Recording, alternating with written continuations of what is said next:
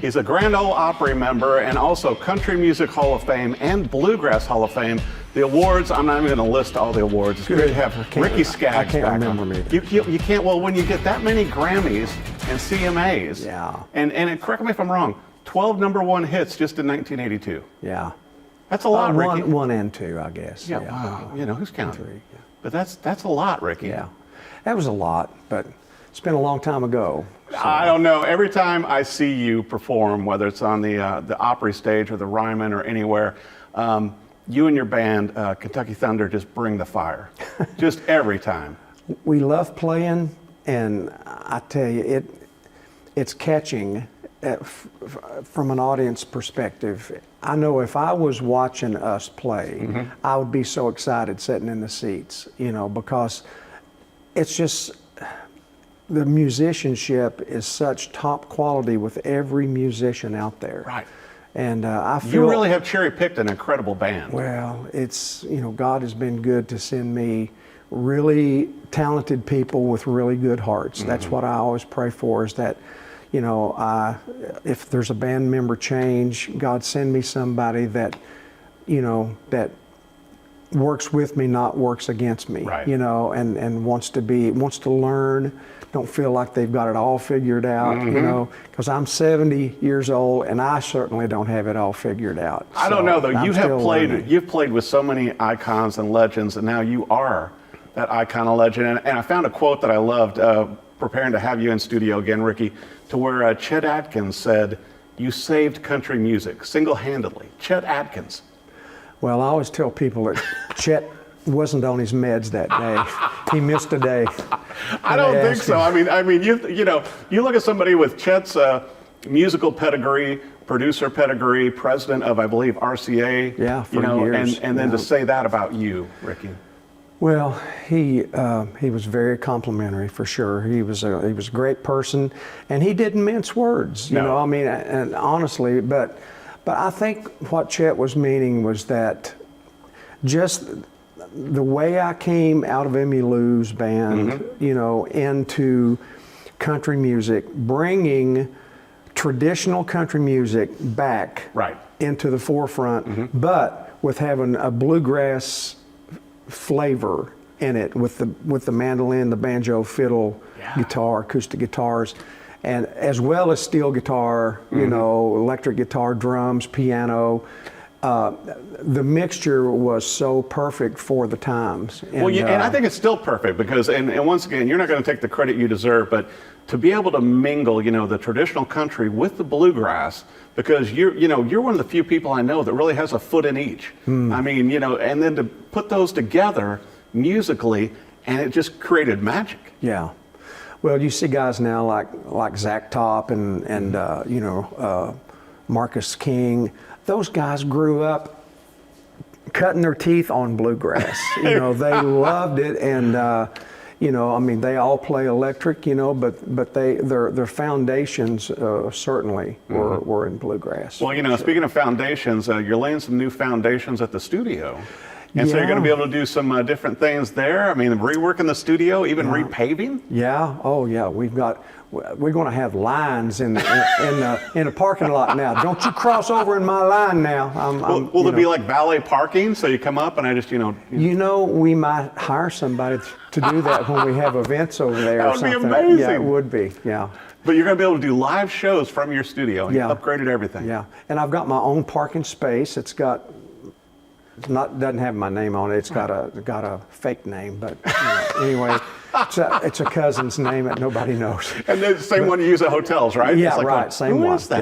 Yeah, yeah. And also, obviously, the sound is so much better because you raised the ceiling 4 feet. Yeah, we raised it to 14 foot, and it's more like a cathedral instead of a flat ceiling like it was at 10 foot. So it's got all these different shapes and angles and stuff in the ceiling, and it just, you know, the air conditioning goes around the room. It's in a big box, and it falls into the room instead of blows into the room, so it's quiet as can be in there. And raising the ceiling did something to just the air, and I don't mean natural air, but I mean the the sibilance of the room. You know, Almost like a church. yeah, you can hear your voice so much better now, you know, with the tall ceiling. The piano sounds incredible in there. I know we've already cut drums live in the room. I mean, even though we're not open, Right. my son, Luke, that lives in North Carolina, he does get special treatment sometimes that he wanted to cut 4 or 5 tracks on a guy. So we had his first cousin, my nephew, plays with Justin Moore, and plays drums. So he came in and cut drums, and they sounded so great in there, you know. So How exciting. it's a wonderful room. It's going to be a great room to cut strings because it's so big.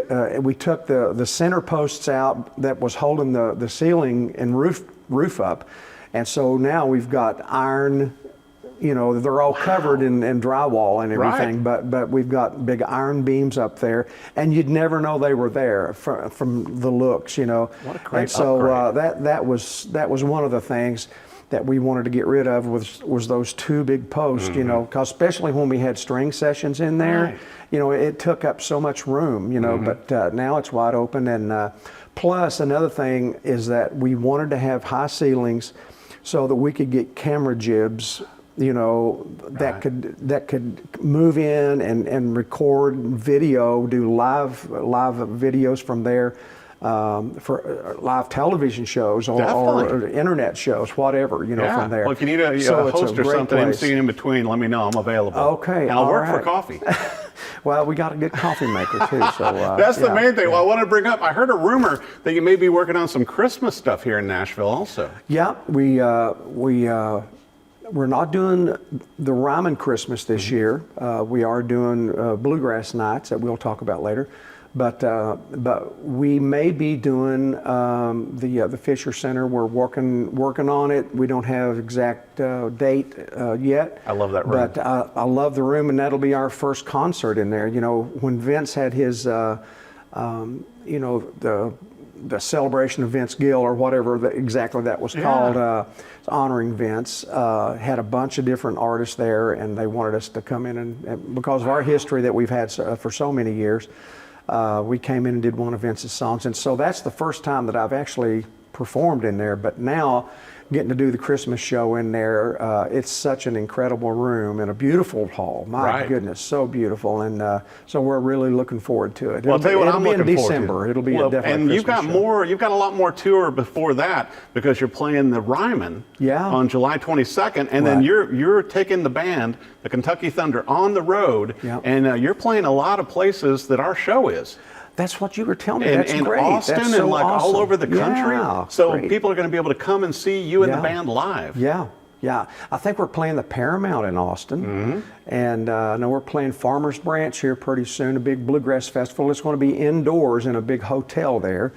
It was just so hot that they and that they had so much rain down there too prior to it.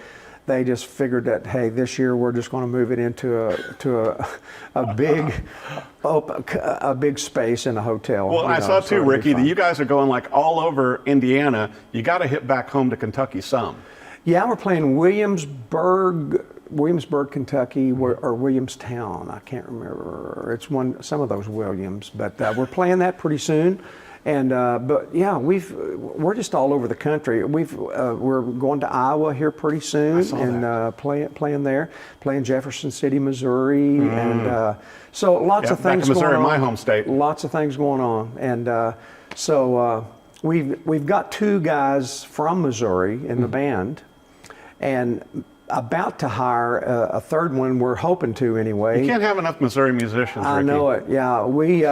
You know, one of my dear friends and dear bandmates, Dennis Parker, has been with me about 8 years this time, and he is moving on. He's leaving the band and willing to help us out till we find somebody. Right. But I just decided that I was not going to try to find a replacement that played mandolin, fiddle, guitar, you know, and sung harmony, because those are hard to find. Definitely. But what I want to do and what I've felt drawn to do, you know, back in the 80s, I brought bluegrass into country music. Yes, you did. You know, and what I would like to do now, we're looking at hiring a steel player. Oh, you're bringing that can country into play- bluegrass. That's it.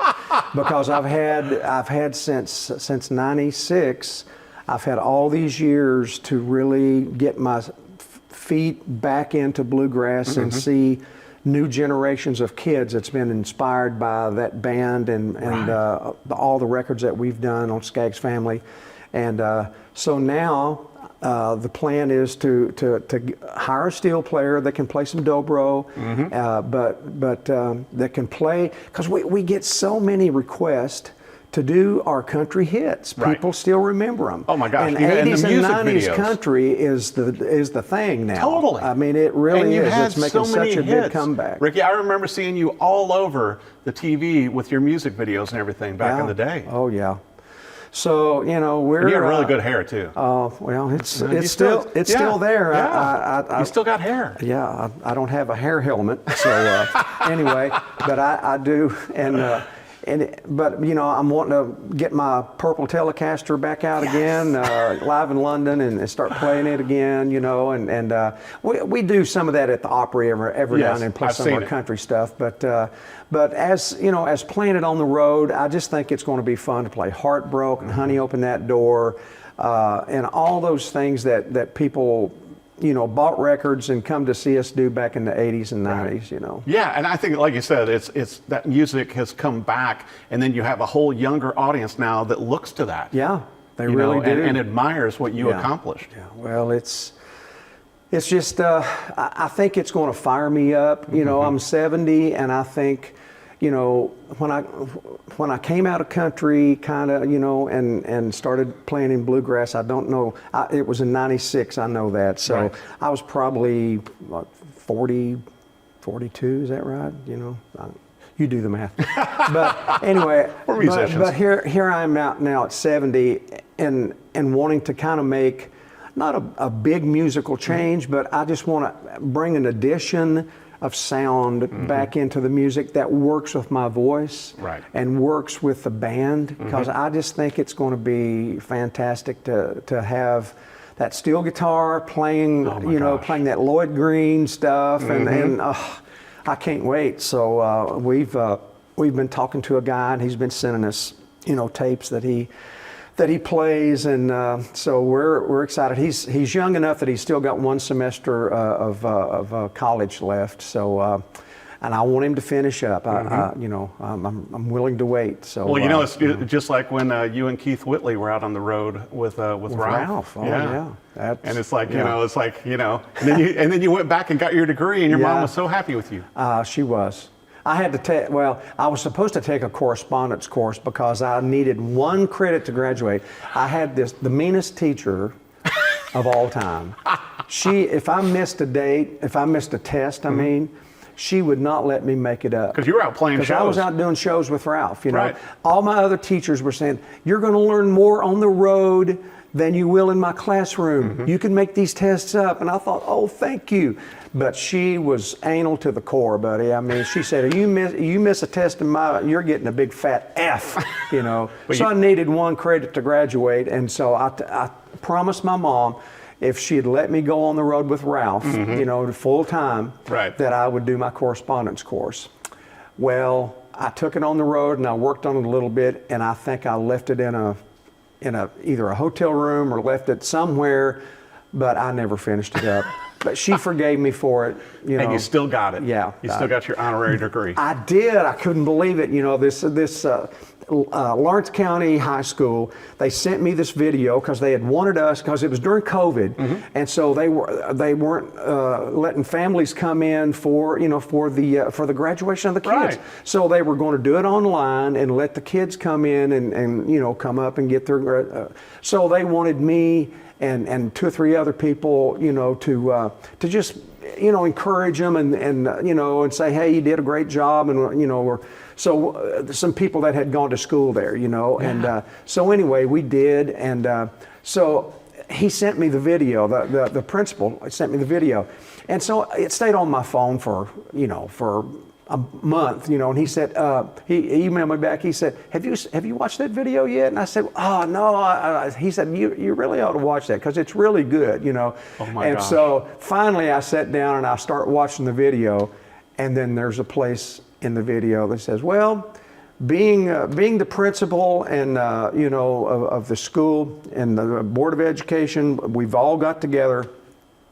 And we can give someone a high school diploma that we think is worthy, that has truly gone through and done everything that he's required to do, And we just think that Ricky Skaggs has made such a mark on the community and encouraged kids, and and written songs and performed songs, and we just think he needed one credit to graduate, and so we're going to do this. So they gave me an honorary graduation, and I just sat there and went, oh! I just bawled because I thought about my poor mom that was in heaven, but I knew she knew what was going on. So that is just incredible. I'll tell you what, amazing. So Ricky, where's the best place for viewers to go for to see you guys on tour, to hear about the Christmas show, everything you're doing with the studio? Where should they go? RickySkaggs.com would be a great place to go, and also RS Entertainment, but I think there is also Skaggs Family Records. They can go type in that too, but RickySkaggs.com really has more of the dates and the ways they can buy tickets. It would be great too if you'd bring back some of the 80s and 90s Ricky Skaggs t-shirts. We've been thinking about that. Some great merch. Oh yeah. It goes along with the steel guitar here. Oh yes.